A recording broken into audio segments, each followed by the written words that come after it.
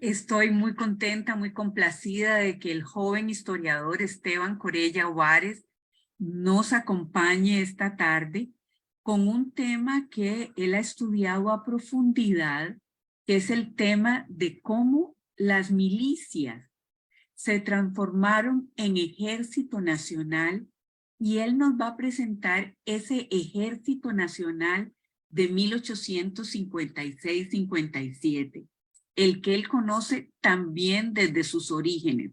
Entonces, cuando hablamos de un ejército nacional y de la guerra de 1856 y 57, pues es necesario comprender o tratar de analizar algunas cuestiones, que es lo que pretendo hacer esta tarde. La primera de ellas es cómo un pequeño país centroamericano que apenas se había independizado hacía unos 30 años y menos de 10 años de haber declarado o haberse declarado como república, es decir, haber abandonado la idea de unirse a una entidad política superior, tuvo la capacidad de armar un ejército capaz de defender su soberanía ante el ataque de unas fuerzas transnacionales, diría yo, ¿verdad? Que están compuestas los filibusteros de manera exitosa.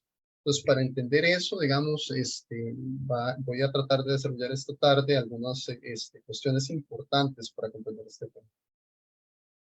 Lo primero es una cuestión teórica y de enfoque de cómo he estudiado a lo largo del tiempo el fenómeno de las milicias o de las Fuerzas Armadas en Costa Rica, y es ver la guerra como un fenómeno histórico y un fenómeno social que va mucho más allá del recuento tradicional de campañas militares, de batallas, de cuántos muertos hubo en un lado, cuántos muertos hubo en el otro, de quiénes eran los comandantes de cada una de las fuerzas, ¿no? Yo parto junto con otras, ¿verdad? A partir del aporte de muchos investigadores, ¿verdad? Del estudio de la guerra como un fenómeno social y que abarca los efectos sociales, culturales, políticos y económicos de los conflictos.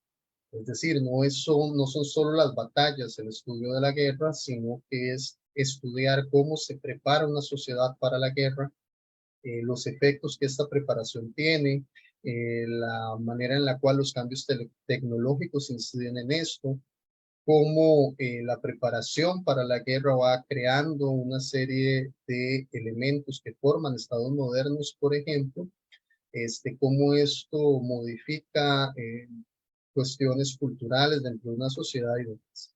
Y entonces por ahí esto a muy grandes rasgos, ¿verdad? Es lo que se llama una historia social de la guerra.